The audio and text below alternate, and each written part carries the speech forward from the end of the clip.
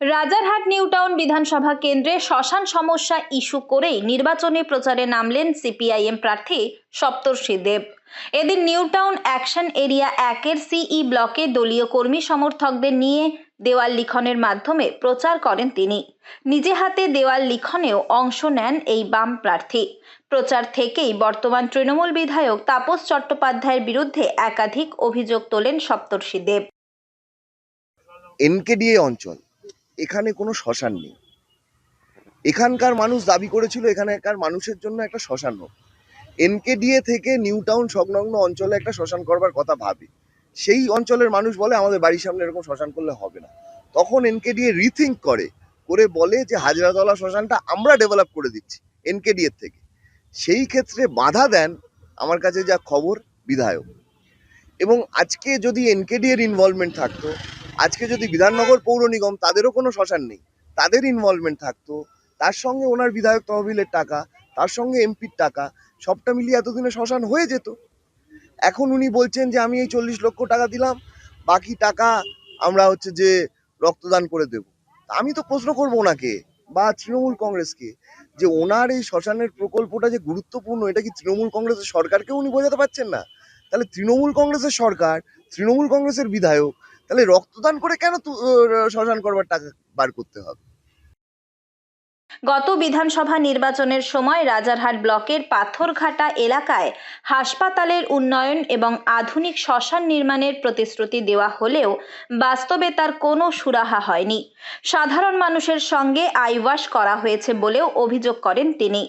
সপ্তর্ষি দেব আরও বলেন, একটি আধুনিক শ্মশান নির্মাণে যেখানে কয়েক কোটি টাকা ব্যয়ের প্রয়োজন, সেখানে কয়েক লক্ষ টাকার প্রকল্প দেখিয়ে প্রতিশ্রুতি দেওয়া হচ্ছে। ইতিমধ্যেই তড়িঘড়ি শিলান্যাস করা হয়েছে বলেও কটাক্ষ করেন তিনি। ওনার 5 বছরে এমএলএ ল্যাডে কত টাকা খরচা হয়েছে ওটা টাঙিয়ে দেওয়া উচিত।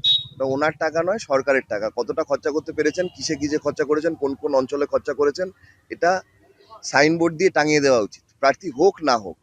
দ্বিতীয় কথা শ্মশান, ওনার নির্বাচনী প্রস্তুতিতে হাজরাতলা শ্মশানের উন্নয়ন ছিল, এটা আমি স্বীকার করছি, কিন্তু গত 5 বছরে সেই কাজ উনি করেননি। কদিন আগে একটা শিলান্যাস হয়েছে।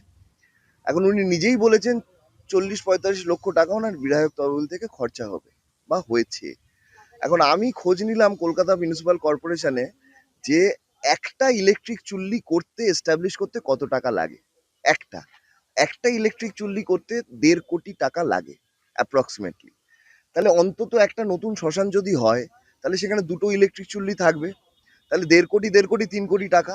সেই শ্মশানটার পেরিফেরি, সেই শ্মশানটার উন্নয়ন আর একটু ভালো করে সাজানো, আরো 50 লাখ টাকা ধরলাম, তাহলে 3.5 লক্ষ টাকা, 3.5 কোটি টাকার একটা ইনভলভমেন্ট রয়েছে ওই শ্মশানটাকে সত্যি সত্যি এস্টাবলিশ করবার ক্ষেত্রে। কোথায় 3.5 কোটি আর কোথায় 40 লক্ষ টাকা? এটা আইওয়াশ হচ্ছে। মানুষ তো সাড়া দেবেই, এবছর মানুষ অবশ্যই সাড়া দেবে, কারণ 5 বছর ধরে মানুষের লড়াই, সেই লড়াই আমরাই লড়েছি। গত 5 বছরে কি পরিমাণ অর্থ খরচ হয়েছে এবং সেই কাজের বাস্তব চিত্র কি, তা নিয়ে সাধারণ মানুষের সামনে জবাবদিহির দাবি তোলেন সিপিআইএম প্রার্থী। উল্লেখ্য, প্রবীণ বাম নেতা গৌতম দেবের পুত্র সপ্তর্ষি দেব এবারের নির্বাচনে প্রার্থী হওয়ায় সিপিআইএম এর কর্মী সমর্থকদের মধ্যে বাড়তি উদ্দীপনা লক্ষ্য করা যাচ্ছে। এখন নির্বাচনের ময়দানে শেষ পর্যন্ত কার দখলে যায় রাজারহাট নিউ টাউনের লড়াই, সেদিকেই নজর রাজনৈতিক মহলের। উত্তর 24 পরগনা থেকে রুদ্র নারায়ণ রায়ের রিপোর্ট, লোকাল 18 বাংলা।